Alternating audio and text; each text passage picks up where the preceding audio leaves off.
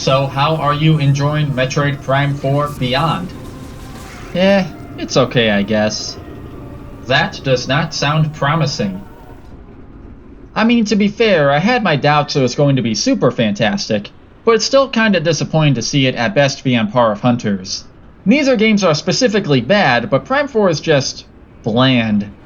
At least Hunters has the excuse of hardware limitations. What gave you cause for concern before its launch? Really, it was the long and sordid development cycle. Even when people started getting antsy about the addition of the Viola and interactions with Federation troopers, I held hope given Prime 3 was able to introduce new concepts and still hold its own. And yet it is those new concepts, like scripted events, that Prime 4 went and ran with. Yeah, I guess all the Prime 3 haters have actual justification now. I guess. Honestly, I was more concerned about the psychic powers. The idea didn't sit well with me, but I figured that it provided a new suite for puzzles and such, and no one else seemed to mind. Why does Prime 4 being mediocre bother you so? The 2D Metroid games have a host of similar options to choose from, even if they don't quite scratch the itch for me, but that's not the case for the Prime titles. And if we do get new ones following in the steps of Prime 4, I fear they will have strayed too far from what makes them so special. And just what is that exactly? In a word, I would say immersion. Prime 4 has all the mechanics and functionality of the Prime series, and some great music as well, even if a little bombastic at times. But in the end, the entire thing feels shallow.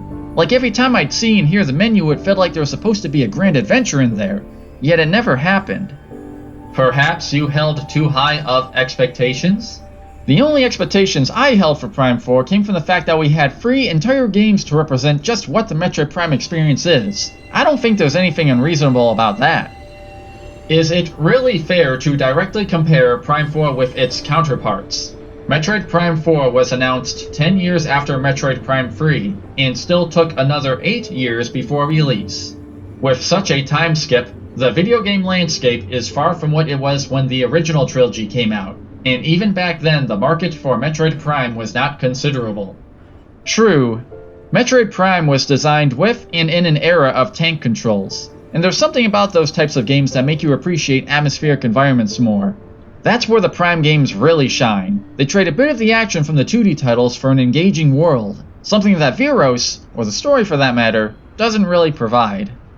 But they say art is subjective. Just look at Metroid Fusion, which replaced the freedom of Super Metroid with a tight narrative and was quite criticized for it. Yeah, but the whole Chosen One bit is just so formulaic. Suppose if when Samus arrived on Viros, she had to overcome some trial or something, with Chochoya recognizing her as a great warrior afterward, like the energy transfer module in Umos. Then I'd get it. Same with the teleporter keys. Putting them first and foremost makes them feel like an uninspired plot device. In Sylix, he was reduced to nothing more than a cameo, with not one space pirate scene on Viros. As for Fusion, it kept the majority of the formula intact, unlike Prime 4 which, for one example, has an extreme lack of platforming. And yeah, it took some time, but Fusion is pretty respected nowadays. That's the great thing about Metroid games. Each title is handled slightly differently. I mean, even the staple Various suit differs in almost every game, but they keep enough of the core principles to remain what we know and love.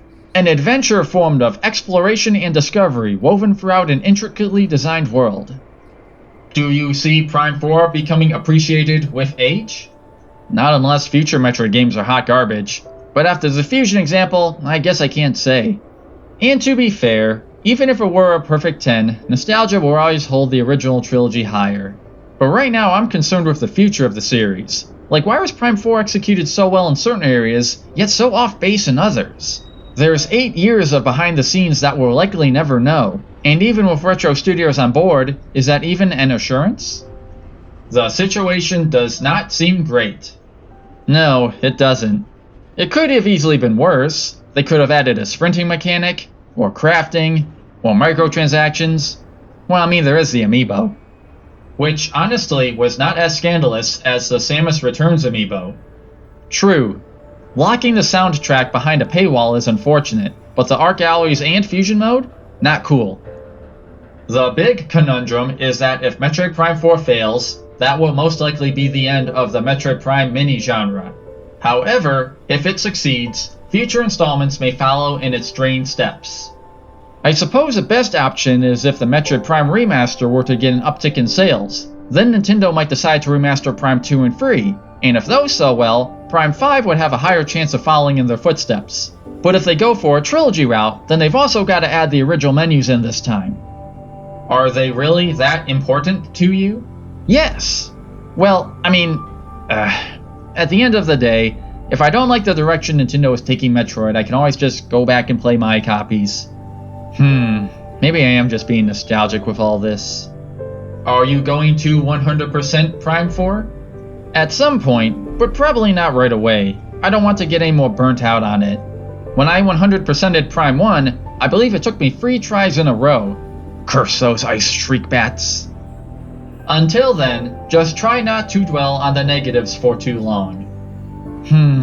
Easier said than done.